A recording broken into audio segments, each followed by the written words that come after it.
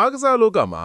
အောင်မြင်မှုတွေရှိသလိုဝန်내စရာနှုတ်ဆက်ခြင်းတွေလည်းရှိပါတယ်။2025ခုနှစ်ဟာ MMA ပရိသတ်တွေအတွက်တော့တကယ့်ကိုနှလုံးသားကွဲကြေရတဲ့နှစ်တစ်နှစ်ပါ။ဘာကြောင့်လဲဆိုတော့ကျွန်တော်တို့ချစ်မြတ်နိုးရတဲ့ပွဲတိုင်းကိုစောင့်ကြည့်ခဲ့ရတဲ့ဂန်နဝင်ကစားသမားကြီးအချို့ဟာလောင်အိမ်တွေကနေအပြီးရိုင်ထွက်ခွာသွားခဲ့ကြလို့ပါပဲ။ပထမဆုံးပြောရမှာကတော့ MMA လောကရဲ့အကြီးကျယ်ဆုံး GOAT လို့သတ်မှတ်ခံထားရတဲ့ Jon Jones ပါပဲ။သူဟာ2025ခုနှစ်အတွင်းမှာသူ့ရဲ့နောက်ဆုံးပွဲကိုထိုးထပ်ပြီးနောက်မှာ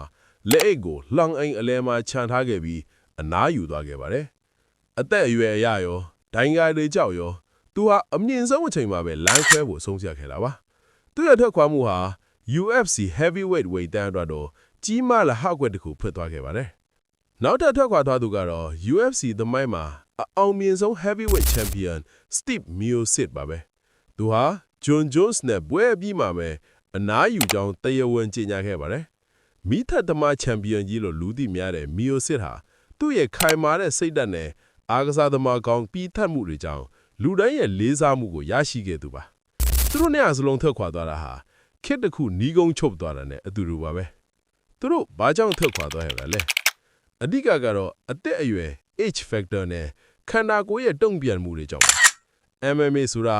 ကမ္ဘာအကျန်းဆုံးအားကစားတစ်ခုဖြစ်တာကြောင့်ထိတ်ဆုံးမှာဆက်ရှိနေဖို့ဆိုတာလူသားတစ်ယောက်အနေနဲ့မလွယ်ကူပါဘူး။နောက်တစ်ခုကတော့မျိုးဆက်သက်တွေဖြစ်တဲ့ Tom Aspinall တို့လိုလူငယ်တွေတက်လာချိန်မှာသူတို့ဟာလမ်းဖယ်ပေးရင်းနဲ့ဂုံတိခါရှိအနားယူသွားကြတာဖြစ်ပါတယ်။သူတို့တွေလှောင်အိမ်ထဲမှာမရှိတော့ပြီမဲ့သူတို့ခြံထားခဲ့တဲ့သမိုင်းဝင်ကွဲစဉ်တွေကတော့ကျွန်တော်တို့ရင်ထဲမှာအမြဲရှိနေမှာပါ။တင်ရောဒီနှစ်အတွင်းအနားယူသွားတဲ့ကစားသမားတွေထဲကဘသူကိုအလွန်ဆုံးထင်မလဲ။ကွန်မန့်မှာရေးပေးသွားပါအောင်။အခုလို MMA သတင်းတွေကိုနေ့စဉ်သိရဖို့ကျွန်တော်ကို follow လုပ်ထားဖို့မမေ့နဲ့အောင်နော်။